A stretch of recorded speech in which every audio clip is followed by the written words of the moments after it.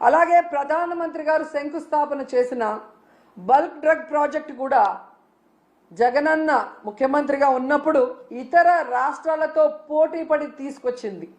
దానికి భూమిని కూడా జగనన్నే తన హయాంలో కేటాయించింది నిజం కాదా అని అడుగుతున్నా.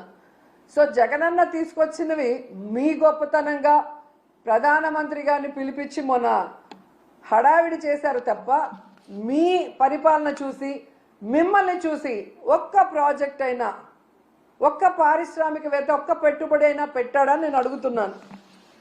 జగనన్న విశాఖలో గ్లోబల్ ఇన్వెస్ట్మెంట్ సమ్మిట్ పెడితే అదాని వచ్చారు, అంబానీ వచ్చారు, జిందాల్ గారు వచ్చారు. అది జగనన్న క్రెడిబిలిటీ, ఆయన సుపరిపాలన, ఆయన పారదర్శకమైన పరిపాలన, ఆయన ఫ్రెండ్లీ నేచర్ పారిశ్రామికవేత్తలతో, అలాగే ఈజ్ ఆఫ్ డూయింగ్తో ఏ విధంగా పారిశ్రామికవేత్తలకి అందుబాటులోకి అన్ని తీసుకొచ్చారో అందుకే వాళ్ళందరూ రావటం జరిగింది. కానీ మీరు మీ హయాంలో ఒక్కరంటే ఒక్కరు రావటానికి భయపడుతున్నారు అంటే దానికి కారణం మీ అరాచక రెడ్ బుక్ పాలన కాదా అని నేను అడుగుతున్నాను. ఈరోజు ఇన్ని మాట్లాడి వెళ్ళిన మీకు ఉత్త చేతులతో తిరిగి రావడానికి సిగ్గు లేదా అని అడుగుతున్నాను. ఏ మొహం పెట్టుకొని ప్రజలకు ఏం చెప్పాలనుకుంటున్నారు? మీకేం కొత్త కాదులేండి. పక్క రాష్ట్రాల వాళ్ళు పెట్టుబడులతో వస్తే మీరు కట్టుకథలతో వస్తారు. ఎవరి మీద తోసేద్దామా, ఏం చెప్పి తప్పించుకుందామా అన్న కార్యక్రమం మీకు తెలిసినంత బాగా ఎవరికి తెలియదు. దీనికోసం కాదు మీకు ఓట్లేసింది, మీకు అధికారం ఇచ్చింది, మీకు పదవులు ఇచ్చింది.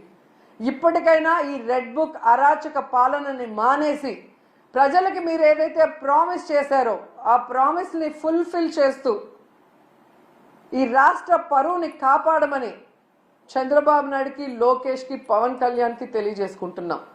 ఎందుకంటే పవన్ కళ్యాణ్ గారు ఏదో మత్తులో మాయలో ఉన్నారు, చంద్రబాబు నాయుడు మత్తు మాయలో. కనీసం దావోస్కి మిమ్మల్ని తీసుకెళ్ళలేదు అంటే మీరు వెళ్తే పెట్టుబడులు రావని మిమ్మల్ని తీసుకెళ్లేదా పవన్ కళ్యాణ్ గారు?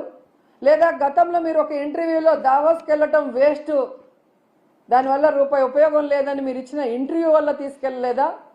లేదా పవన్ కళ్యాణ్ వస్తే లోకేష్కి ఇంపార్టెన్స్ తగ్గిపోతుందని తీసుకెళ్ళలేదా?